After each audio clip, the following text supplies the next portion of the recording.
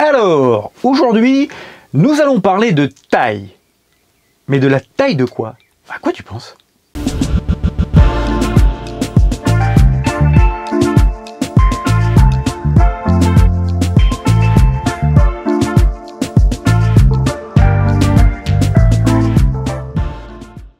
Salut à toi, amateur ou passionné de maisons sur roues, bienvenue dans ce nouvel épisode.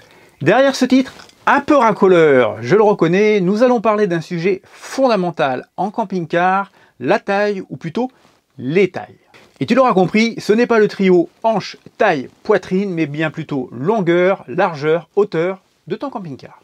Ce sont des critères fondamentaux lors du choix d'un modèle en vue d'un achat de camping-car, tout comme le sont l'implantation, le porteur ou bien le fabricant. Et nous aborderons dans l'ordre la hauteur, la largeur et enfin la longueur, et nous verrons ensemble en quoi ce sera important dans ton utilisation. Avant tout, je tiens à préciser que je ne détiens pas la vérité, j'exprime juste mon ressenti et notre retour, Anat et moi, après un peu plus de 3 ans en camping-car. Mon meilleur conseil reste encore de visiter, ou même mieux, de louer des camping-cars de différentes dimensions et implantations pour te faire ta propre idée. Commençons donc par la hauteur. Tu le sais, nous avons de très nombreux endroits avec des barres de hauteur de 2 mètres, ce qui réserve l'accès aux seuls vannes type Volkswagen California ou Renault Trafic qui font pile poil 1,99 m.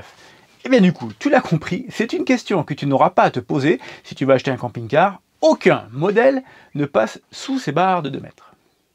Ce qu'il faut retenir, c'est très simple, tu as les moins de 3 mètres et tu as les plus de 3 mètres. Ça semble basique, mais je vais t'expliquer la différence entre ces deux catégories et tu vas voir, ça a son importance, tu vas comprendre. Et bien c'est tout simplement qu'avec un véhicule de plus de 3 mètres de hauteur, tu es en catégorie 3 sur les péages de nos autoroutes et tu entres donc encore un peu plus dans le racket mis en place par les sociétés autoroutières françaises et le gouvernement. Voici ce que j'ai pu glaner comme information. Un camping-car de catégorie 2 payera environ 40 plus cher qu'un véhicule en catégorie 1, ta voiture par exemple, et tu paieras encore 30% de plus avec ton véhicule en catégorie 3 par rapport à un catégorie 2. Autant te dire que là, ça commence vraiment à piquer. Et en plus, cela peut varier d'un opérateur d'autoroute à l'autre, et d'une autoroute à l'autre, ce peut être bien plus encore. Alors amis suisses, vous qui payez environ 40 € pour 1 an pour circuler sur vos autoroutes qui sont en plus en excellent état, en moins de 3,5 tonnes, je le précise, ayez une petite pensée pour nous. Soyons précis, ce qui est pris en compte, c'est la hauteur officielle du camping-car, celle annoncée par le fabricant. C'est pour ça que tu trouves énormément de modèles qui flirtent avec les 2,98 m, 2,99 m. C'est clair que si tu as une parabole, tu dépasses les 3 mètres. Mais ce ne sera pas pris en compte au péage et tu restes en catégorie 2 normalement. Je dis normalement parce que surveille quand même avant de payer. Il nous est arrivé avec notre Maclouis d'être détecté en catégorie 3 quelquefois au portique de certains péages, et si ça t'arrive, il te faudra tout simplement appeler via l'interphone sur les bornes de péage pour faire une réclamation. En général, il ne pose aucun problème pour corriger instantanément avant que tu ne payes. Et petit conseil, si tu es un adepte des télépéages, tu peux passer par la Fédération des campeurs, caravaniers et camping-caristes pour commander un télépéage bloqué en catégorie 2, c'est ce que nous avions fait avec notre Maclouis. Alors attention, si ton véhicule fait moins de 3 mètres de hauteur mais plus de 3,5 tonnes, c'est catégorie 3 d'office, et si tu es en 3 essieux, alors là, c'est jackpot, tu passes en catégorie 4. Ceci dit, tu as très peu de chances d'avoir un camping-car de plus de 3 mètres de hauteur, sauf à vouloir absolument une capucine ou un liner. Abordons maintenant les tunnels et autres passages qui peuvent être impossibles avec un véhicule de 3 mètres et plus. Très franchement, sur les 20 000 km que nous avons parcourus, très peu de mauvaises surprises. Il faut se dire que les camions doivent pouvoir circuler sur la majorité de nos routes. Ce sont eux qui nous ravitaillent, et donc, s'ils passent, eh bien on passe. Maintenant, ça ne t'empêche pas de te munir d'un camping-car spécial GPS comme le Lucamper par exemple, dans lequel tu devras entrer les dimensions de ton véhicule et normalement, il ne t'amènera pas vers un obstacle où tu ne passeras pas. Là aussi, je dis normalement parce qu'une fois ou deux, nous avons eu de mauvaises surprises. Passons maintenant à la largeur. Il y a une vingtaine d'années, les camping-cars faisaient entre 2,30 m et 2,35 m de largeur sans les rétroviseurs. On parle toujours sans les rétroviseurs. Et puis tout le monde s'est mis à faire majoritairement du 2,35 m et c'est devenu une sorte de norme, bien que tu puisses trouver des occasions récentes en 2,22 m, en particulier en intégrale. Mais disons que 2,35 m, c'est la largeur que tu aurais le plus entendue chez les concessionnaires jusqu'au début des années 2020. Et pourquoi ça? Eh bien c'est comme dans nombreux domaines dans l'industrie, quand tu normalises quelque chose, tu fais des économies d'échelle. Une seule largeur de cellule pour tous les modèles égale moins de soucis dans leur conception, la fabrication des panneaux et du mobilier, et sur les chaînes de montage. Pendant des années, 2,35 m c'était normal et la largeur n'apparaissait même plus sur les publicités tellement c'était devenu évident. Et puis après le Covid, les services marketing des marques se sont dit que comme le fourgon avait le vent en poupe, ce serait bien de toper les ventes en produisant des camping-cars dits étroits ou compacts. Si tu prends la gamme 2024, les camping-cars étroits vont de 2,10 m à 2,20 m de largeur, donc en fait quelques centimètres de moins qu'avant, mais tu as l'impression que c'est une révolution. En partant de la base, 2,35 m, cela fait 25 cm de moins sur la largeur du véhicule et donc 12,5 m de moins de chaque côté, ça représente ça. Alors, dire que ça ne change rien, ce serait être de mauvaise foi. Dire que c'est un gros plus, c'est un poil exagéré, mais c'est mon opinion. De toute manière, 2,10 m ou 2,35 m, quand tu vas pour la première fois croiser un camion sur une petite route étroite de campagne, je te le promets, tu vas serrer les fesses.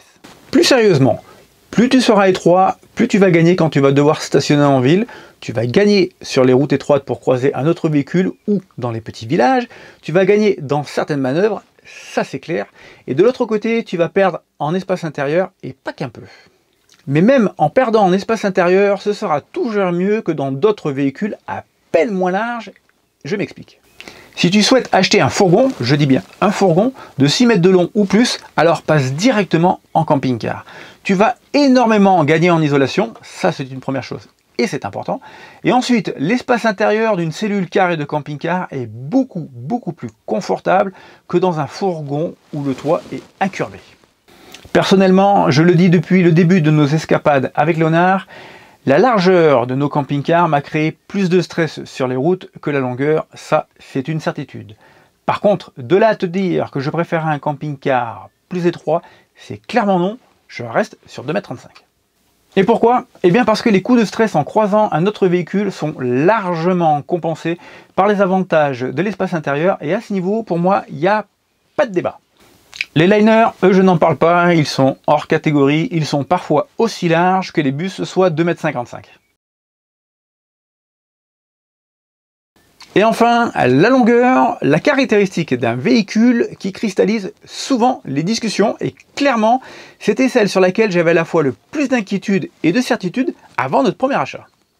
Un rapide retour dans mon passé, j'ai eu quelques années un California sur une base Volkswagen Transporter T5, 4,89 m de longueur. Avec Nat, nous avons loué un fourgon, 6 mètres, puis nous avons loué un camping-car, 7 mètres, et là je me suis dit, on va acheter moins de 7 mètres.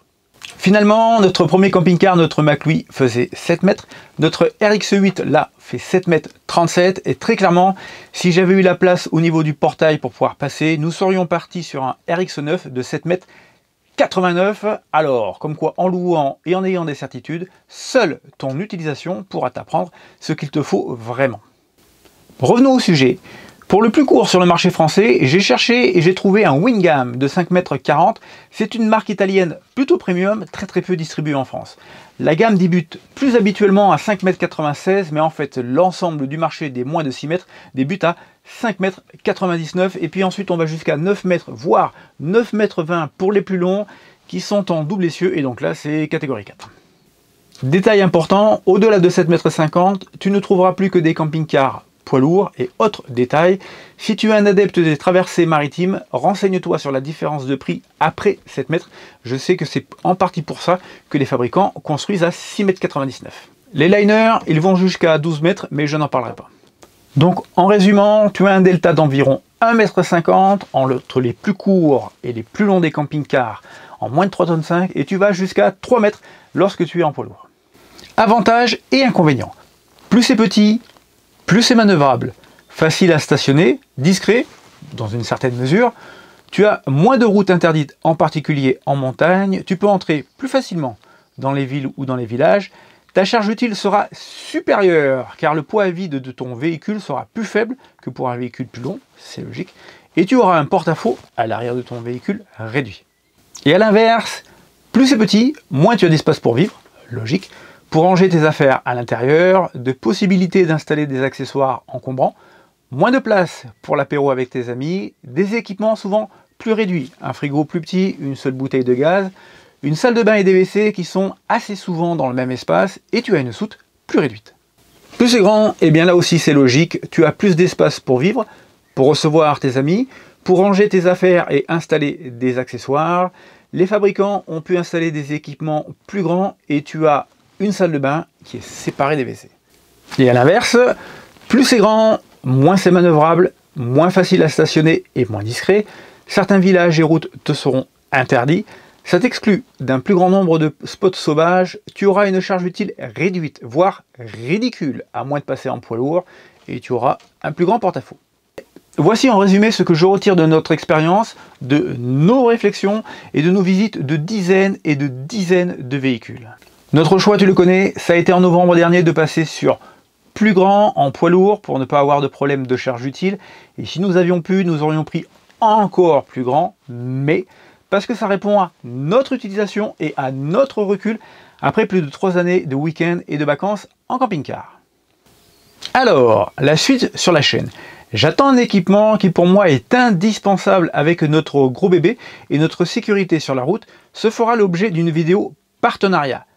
Je sais, vous êtes plusieurs à m'avoir fait remarquer que vous ne souhaitiez pas que notre chaîne devienne une chaîne de téléachat. Je vous rassure, ça ne sera pas le cas. Sache-le, tous les équipements que je te présente auraient de toute manière fait l'objet d'un achat et donc d'une vidéo de présentation si nos partenaires ne nous avaient pas suivis, comme pour l'écran Car2Ride qui est là, que nous avons acheté avec nos sous-sous. Et puis avec Nat, on se dit que c'est quand même une belle récompense du temps considérable consacré à cette chaîne, même si c'est toujours avec énormément de plaisir que nous les préparons, tournons et montons. Je vous le promets, avant de vous partager, c'est beaucoup de boulot.